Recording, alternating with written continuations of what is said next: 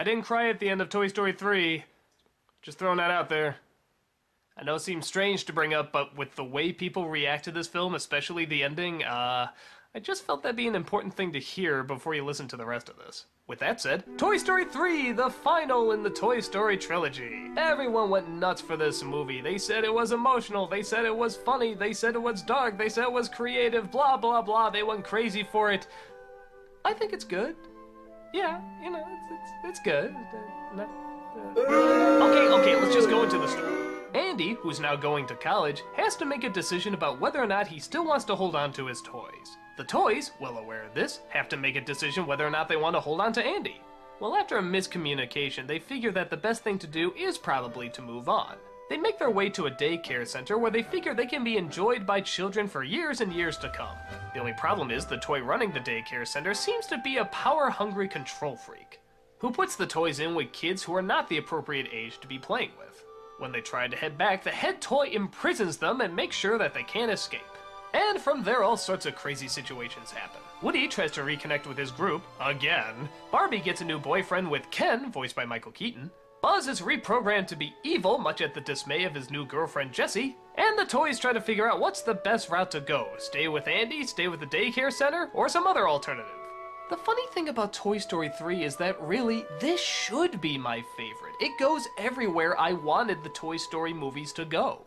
After the second one created such a good dilemma, I said to myself, the next one should be about what happens when Andy actually does grow up. And that's exactly what happens. It's also the darkest of the movies. It has probably some of the scariest images and some of the most intense moments. Certainly the heaviest on the drama. They continue to do the great toy jokes. I mean, the stuff with Ken is hilarious. All your favorite characters are there. Well, most of them. Bo Peep sort of gets insultingly sidelined. We've lost friends along the way. Bo Peep? Yeah, even Bo. Screw the bitch, moving on. And once again, we have a legitimate threat that does have a backstory that makes him sort of credible. So why don't I like this one as much as I like the other two? Especially when everyone else in the world seems to regard it as a masterpiece. I don't know, maybe there's too much focus on them trying to get out. Maybe the daycare center is a little too ugly a place, not fun to really be around, which I know they're taking a darker turn, but the second one sort of did too, and it was still enjoyable. When I think of this movie, I think of a lot of grays and greens and yellows, and just not very pleasant. I could have used a few more jokes and maybe not quite as much drama, or, well, maybe if they just balanced it out a little bit more. And, okay, I'll address the elephant in the room. I think the ending is corny. Again, without giving away too much, this is the ending that everybody cries at, everyone gets emotional for, everybody sees their childhood in this scene. I'm gonna sound like a cold-hearted bastard, but I was kind of snickering. I can see a nostalgic grown man acting this way. I can see even a little child acting this way. But the way Andy acts as a college kid, I think most of us have been that age. We remember what we were like. And most of us are not this clingy nostalgic yet. At least, not to this degree. Don't get me wrong, we go through it. We all go through it. I still can't believe I gave away all my Ninja Turtle toys. What the hell? Those were life! But that's the thing, I still gave them away. Think about when you gave away your toys. Was it really this heartbreaking? Probably not. This stuff happens when you're much older. And when you're around this age, you don't have as many concerns about the past. This is more for like a midlife crisis. Now, if the point came where he had to give the toys away and he paused for a second, maybe that would have been more powerful. Maybe if he just gave a second look and then decided to hand them over, but good lord, he goes through every toy, has a description for every single one of them, talks to them like they were individual people. What a dweeb! If you knew a college kid who did this, you'd probably stay the fuck away from him. And with the level of seriousness that he's saying it with, you'd probably keep him away from your kids, too. So there, I stated the moment that I'm sure will get me a ton of hate mail, so of course you must think I don't like this film. Well, no, I still think it's a very, very good film. In fact, I actually do think it's a great way to end the Toy Story trilogy. It does go darker, it does address the moments that was building up in the other films, it does have a very satisfactory conclusion. It's just a little indulgent at times, at least for my taste. But it still has my favorite characters, it still has a lot of good laughs, it has surprisingly a lot of suspense, and hey, it's still Toy Story. And for a lot of people, this represents something that they grew up with as children. And maybe that's why so many people do react the way they do at the very end. A lot of kids were Andy's age when the first Toy Story came out. So to watch themselves grow up and to watch the films actually grow up with them as well, probably mirrors a lot of developments that a lot of people in the audience have gone through. Maybe in the end that's Toy Story's great secret. It knew just when to come out and it knew just when to stop. It reached just the right age bracket and decided to grow up with us. And for those who didn't grow up around the same age, maybe Toy Story brought them back to that age. Maybe they hit something that not only do we all remember, but we all hold so precious and close to us.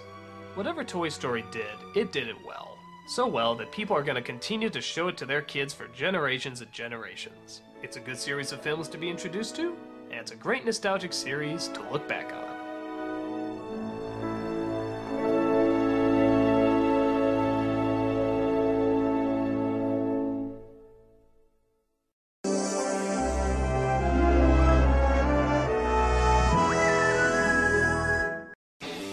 Everyone says Cars 2 sucks. It does. Let's talk about it.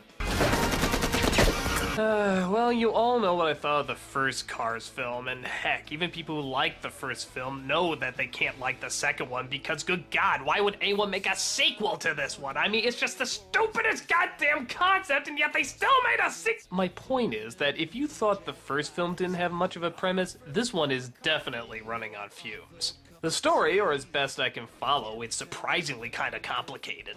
Has to deal with a secret agent of Cars. That's right, it's a spy car flick.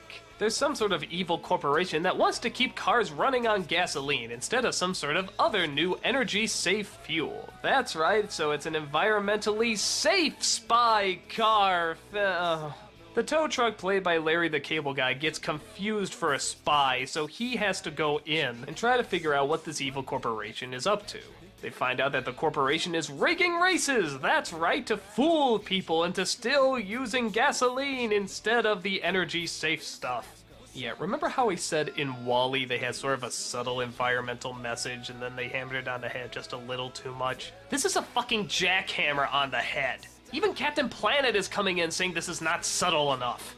But anyway, the tow truck keeps getting by, fooling the other people into thinking he's a super spy, even if he's not entirely aware of it himself. They think it's all just a show, that he's just playing stupid to convince the enemy that he really is stupid, when in actuality, he really is stupid. A cute concept, but yeah, I've seen this a few times before too.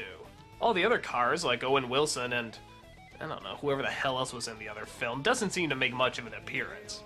They go looking for the tow truck, but it's only a once-in-a-while cameo. You're basically watching Larry the Cable Guy, and yeah, if you say that, you can see at least one of the major problems of this film. The other is that you don't care. This is a dumb idea. The whole idea of Cars was a dumb idea, but now you're turning into a spy flick? What did the first one even have to do with spies? It didn't. Where is this coming from? The big reveal at the end about who the bad guy is not really surprising, and honestly, I kind of forgot who the character was, so it wasn't even that big of a hit. And the rest of the film has mostly just been asking the same questions you asked in the first one, like, how do cars sit down? Do they sit down? Do they stand up? How do the toilets work? Actually, I take it back. There's a funny scene with the Japanese toilet, and that made me laugh. Why is it the only jokes that make me laugh in these movies are the toilet jokes? That's not a good sign. And again, I can't think of anything horrible for kids not to watch. I mean, is there anything really offensive in it or any bad morals? Not really. But it's just stupid. It's a stupid idea. It's a stupid execution. It has stupid characters. It's just... This is Pixar! I mean, friggin' Pixar! I mean, why didn't you make The Incredibles 2? In fact, why are you making a Monsters, Inc. 2? The Incredibles is just sitting there! That's practically made for a sequel. You have other supervillains. You can have the kids grow up. You can do so much. Just, really? Cars was the one that demanded the story still continue to be told? Well, unlike the first one, I wasn't the only one that disliked it. The critics didn't like it, audiences didn't like it. I don't even think it was that big a hit at the box office. I think it's the first official dud that Pixar put out that I think everybody agreed was a waste of time. Which, to its credit for the lineup Pixar had with the successful movies and only now for it to have one that wasn't a hit, that's pretty impressive. But I think most people can clearly see why it wasn't a hit. It's not a good idea for a sequel, in my opinion. It wasn't even a good idea for a first movie. The character and stories don't warrant interest. At the most, it's a bunch of pretty images to keep your toddler quiet. And I don't think that's what people expect when they hear the name Pixar. I mean, it's nothing like the worst movie I've ever seen or anything, but I didn't see the point in it existing, and I don't think anyone else did either. But hey, could Pixar pull themselves out of the mud and make a big hit once again? Next movie.